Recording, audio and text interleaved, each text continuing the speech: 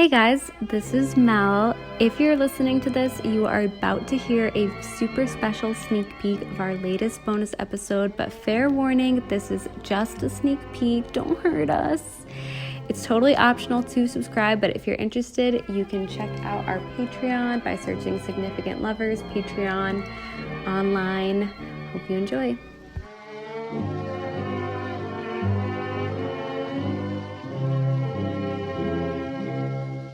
Are you lonesome tonight? Do you miss me tonight? Are you sorry we drifted apart? Does your memory stray?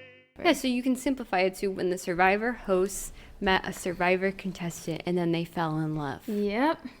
And yeah, we're Kel and Mel, Significant Lovers. I'm Kel. And I'm Mel. And today we are joined by my sister, Mel's cousin, Shannon. Hello. Second Shannon in a row on the podcast. Oh, wow. Shannon is a Survivor expert. Seriously, Shannon has seen every single season. She knows all the players. She knows everything. So we had to have her on. I felt like we couldn't do this show without you. So thanks for being on the pod, Shannon. Thank you so much for having me. Yes, this feels so special to me that you guys are even doing this. Really? That you asked me to be here. I would kind of feel some sort of way if you didn't have me on this. I'm just so happy that you both love Survivor. Probably not as much as I do, but you still both love it and watch it, and we all appreciate it. So. Well, yeah, this is for everyone out there that's ever seen it. We grew up watching Survivor. Yes. We watched even like season 1 with our parents. And I actually got involved in a scandal at my elementary school because I came up with the idea for a bunch of us kids to play Survivor. And we would actually vote each other out, and we would do challenges where we had to like jump off the top of the jungle gym, and people got really carried away with it. Like they started eating puddle water and eating bark mulch, and I was actually homesick when it got really crazy. Like the game kind of took over without me. I was kind of the Jeff Probst, I guess you could say. But they called home. They called our parents to say, like, did you know this was going on? And I didn't get in trouble, though. It's just the cultural impact that this show has. Yeah. Don't you feel like when we were younger and watched Survivor, it still does feel, but it felt so intense. Like Tribal Council, I just remember thinking it was like the most intense and also very like adult. Yeah. Like it was crazy. I mean, it really was sort of the only show of its kind back then. It's really paved the way for competition reality TV shows since then. True. So it did matter more. It was more dramatic because it was so fresh, so new. But it was also like early 2000s drama. It was shot on film, and that makes everything more dramatic. We love film. Yeah.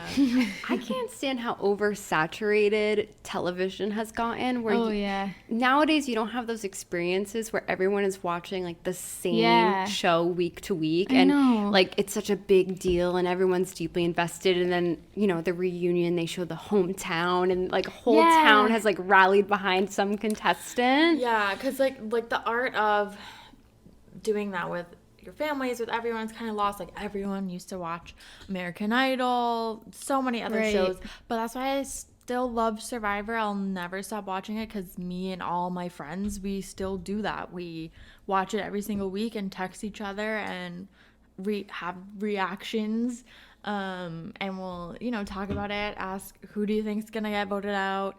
It's really is like an activity outside of watching the show, because you're like constantly like thinking about it, discussing it. It's just so much fun. It is, and I love the old, like I've been rewatching the old seasons, and that's what this is about today. We're talking about an old season of Survivor when Jeff Probst fell in love with a contestant. So Shan's gonna help us out with some knowledge. Yeah. Wait, wasn't Survivor first created by a different country? So it's based off of like a Netherlands show. Oh, shout out Netherlands. Yeah, I don't remember what it was called. It wasn't like the same exact format, but the guy who created it, like Mark Burnett, he's like a British guy, and he's like created so many different shows. Cool. So knowledgeable. Okay, should we get into it? Yeah. All right. Yeah, I just want to say this was an idea of ours we've been talking about, because isn't it so interesting? Like, the host of Survivor dated a contestant. It is. I feel like it's so kind of unheard of. Yeah. And I wanted to do it, but I didn't think this was the right time. I thought maybe when we were at like episode 70 or something, but Mel was really encouraging it.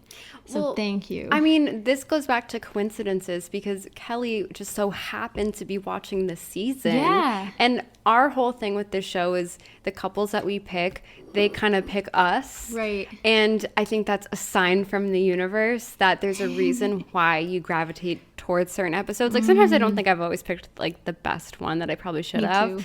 But I think that, you know, when there's something like that, like coincidental, you gotta go with it. Thank you, Mel. And also, we're coming up towards the end of a current Survivor season. I don't know if anyone's watching season 44 right now.